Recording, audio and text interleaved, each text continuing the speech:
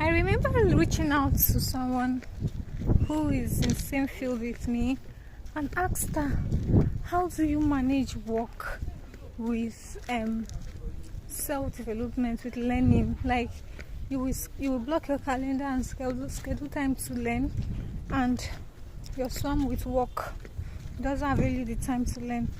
And she said something that struck me, and I thought to let you also know what she said. She said it could be challenging when you start working on client's job and not being able to learn, but there's one thing you should know, that the client's work or the client's job that you do is also learning.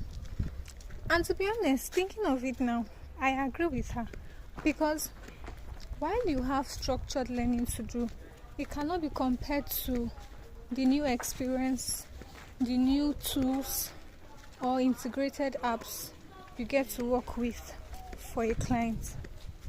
The experience is totally different. The exposure is totally different. And over time, you realize that if you didn't get to work on that client's work, you will most likely not get that experience, no matter any learning you learn, because you might not know that you needed to learn that. And seeing it in a different light just changed everything for me. So I just thought to mention it here, that it might look like you're not learning just because you're working.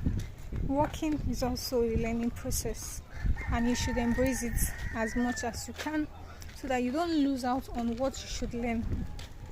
Because in the course of doing a client's work, especially if it's not entirely something you have done word for word, but it's something you have an insight, you have to research, right? You have to watch videos, you have to ask questions, and you have to do.